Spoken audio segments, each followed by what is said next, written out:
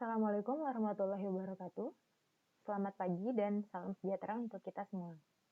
Perkenalkan, saya Putri Larasati, NIM 10381 dari kelompok A 2019-9 akan mempresentasikan studi kasus saya yang berjudul Infeksi Edwardsella ictaluri dan Investasi Ichthyopterius multifilis pada ikan patin atau Pangasius pangasius. Baiklah, diawali oleh riwayat kasus, jenis hewan, yaitu ikan patin. Dengan anamnesa, ikan patin dari peternakan dengan populasi pada satu kolam yaitu 45 ekor, ikan menunjukkan gejala klinis berupa lesu dan penurunan nafsu makan. Adanya bintik putih dan hemoragi peteki di bawah rahang dan dasar sirip. Dengan mortalitas 80% yang terjadi dalam waktu 14 hari. Gejala klinis yang ditunjukkan, ikan patin teramati mengapung, menunjukkan gejala syaraf berupa abnormalitas saat berenang dengan gerakan berputar. Terdapat ulcer dan hemoragi pada daerah rahang dan permukaan kulit.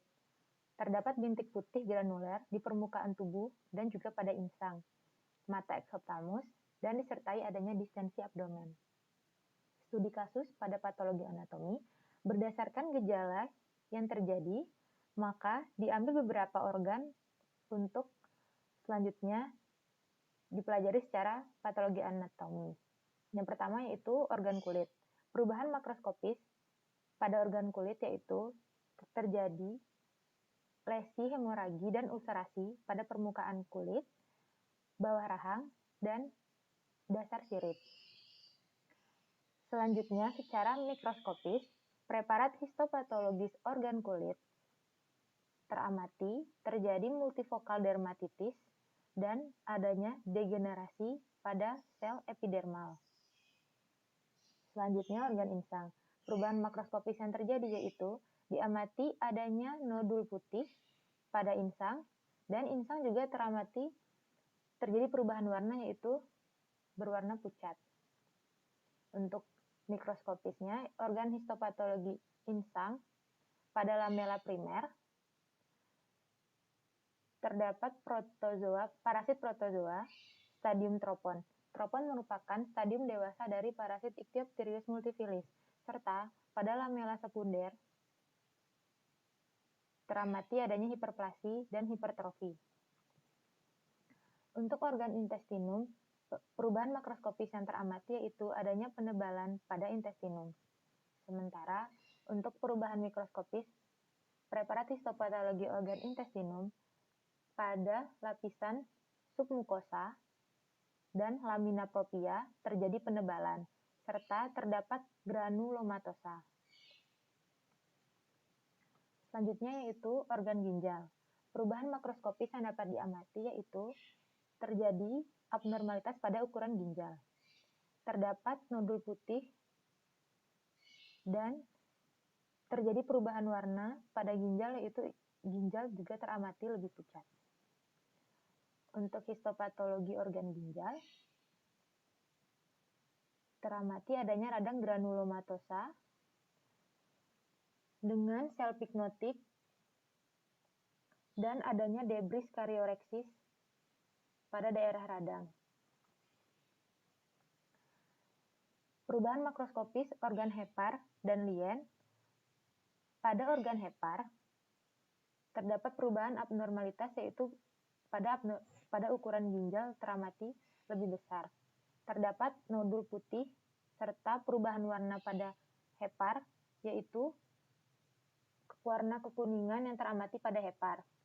Sementara untuk organ lien, terjadi perubahan warna yaitu lien teramati lebih pucat, terdapat abnormalitas ukuran, terdapat nodul putih pada organ lien. Perubahan mikroskopis pada histopatologi organ hepar, terdapat foci nekrosis dan adanya sel radang pada hepar. Sementara untuk organ lien, terdapat area nekrosis pada parenkim lien. Di area nekrosis tersebut terdapat sel radang dan teramati adanya kumpulan bakteri berbentuk batang.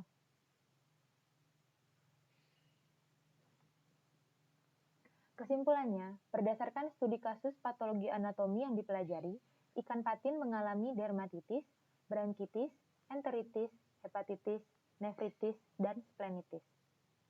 Selanjutnya, studi kasus mikrobiologi. Berdasarkan gejala klinis dan riwayat kasus, maka mengarah kepada infeksi oleh bakteri Edwardsella ictaluri. Isolasi dan identifikasi bakteri Edwardsella ictaluri bisa menggunakan sampel hepar, ginjal, kulit, usus, dan otak. Ini merupakan pertumbuhan koloni pada McConkie agar. Morfologi koloni yang tumbuh pada media McConkie agar yaitu bulat, sirkuler, dengan diameter 2 mm. Konveks dengan permukaan halus dan non-pigmented. Selanjutnya, lakukan pengecetan gram.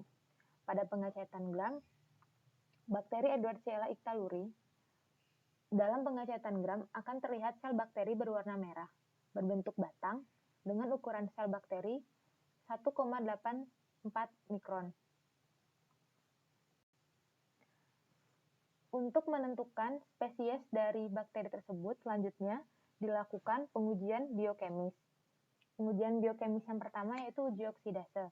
Pengujian ini bertujuan untuk mengidentifikasi mikroorganisme yang memiliki enzim sitokrom C oksidase untuk mengoksidasi tetrametil penilendiamin dihidroklorid yang ditandai dengan perubahan warna menjadi biru atau ungu. Bakteri Edwardsella ictaluri menunjukkan hasil negatif uji pada pengujian oksidase, bahwa tidak terjadi perubahan warna biru atau warna ungu. Selanjutnya yaitu uji katalase. Uji katalase dilakukan untuk mengidentifikasi mikroorganisme yang dapat menghasilkan enzim katalase. Bakteri Edwardsella ictaluri menunjukkan hasil positif pada uji katalase, bahwa bakteri Edwardsella ictaluri memiliki enzim katalase dan bakteri dapat merubah H2O2 menjadi H2O dan O2 yang ditandai dengan terbentuknya gelembung gas pada pengujian. Pengujian selanjutnya yaitu uji H2S. Media yang digunakan yaitu media lysin iron agar dengan indikator pH brom cresol parvel. Edwardsella ictaluri tidak menghasilkan H2S pada pengujian biokemis, maka media tidak berubah warna menjadi ungu gelap karena bakteri tidak memiliki enzim lisin dekarboksilase yang mampu mendekarboksilasi lisin dan menyebabkan suasana menjadi alkali serta tidak terbentuk presipitat hitam karena tidak terjadi produksi H2S oleh bakteri. Selanjutnya, untuk uji urease, Edwardsella ictaluri tidak memiliki enzim urease, sehingga pada pengujiannya tidak terjadi perubahan warna menjadi merah, bahwa bakteri tidak dapat menghidrolisis urea pada media menjadi amonium. Maka media tetap berwarna kuning. Uji biokemis selanjutnya yaitu uji indol. Tabung kiri menunjukkan negatif pada pengujian indol, sementara tabung kanan ini merupakan interpretasi positif pada uji indol yang ditandai dengan adanya cincin ungu pada tabung. Bakteri Edwardsella ictaluri menunjukkan hasil negatif pada pengujian indol, menandakan bahwa bakteri tidak memiliki enzim triptopase sehingga tidak mampu dalam menghidrolisis protein triptopan yang terdapat dalam media, sehingga tidak terbentuk cincin ungu setelah ditambahkan reagen COVAX. Selanjutnya yaitu pengujian methyl red. Bakteri Edwardsella ictaluri menunjukkan positif pada hasil uji methyl red. Pengujian ini bertujuan untuk mengidentifikasi organisme yang mampu membentuk mixed acid fermentation yang menetralkan buffer fosfat dalam medium dan menurunkan pH setelah ditambah indikator yaitu methyl red. Asam yang dihasilkan oleh pengujian ini cenderung stabil, warna merah menunjukkan hasil positif. Selanjutnya yaitu uji Voges-Proskauer atau VP. Hasil pengujian VP pada bakteri Edwardsella ictaluri menunjukkan hasil negatif. Pengujian ini bertujuan untuk mengidentifikasi organisme yang mampu memfermentasikan glukosa dan dengan cepat dapat mengubah produk asam menjadi asetat dan 2,3-butanadiol. Uji selanjutnya yaitu uji sitrat. Bakteri Edwardsella ictaluri menunjukkan hasil negatif pada uji sitrat, bahwa bakteri tidak mampu bertahan dan tidak bisa memanfaatkan sitrat sebagai sumber karbon pada media, sehingga tidak dapat merubah fosfat menjadi amonia dan amonium hidroksida yang dapat membuat media menjadi alkali dan berubah warna menjadi biru. Ini merupakan hasil positif berwarna biru dan yang negatif berwarna hijau. Selanjutnya, uji motilitas. Pengujian ini dilakukan untuk mengetahui sifat motilitas pada bakteri. Edwardsella ictaluri merupakan bakteri yang memiliki flagela sehingga bakteri ini motil pada suhu 25 derajat Celcius. Pertumbuhan bakteri motil ditunjukkan oleh tabung sebelah kiri, yaitu bakteri tumbuh menyebar pada media. Sementara untuk tabung ini merupakan hasil negatif dari uji motilitas karena bakteri hanya tumbuh pada bekas tusukan. Selanjutnya yaitu uji gelatinase. Edwardsella ictaluri negatif pada pengujian gelatinase, bahwa bakteri tidak mampu menghasilkan enzim gelatinase yang dapat memecah gelatin menjadi asam amino dan membuat media tetap akan cair saat dimasukkan ke kulkas bersuhu 4 derajat Celcius selama 15 menit. Ini merupakan hasil negatif dari uji gelatinase bahwa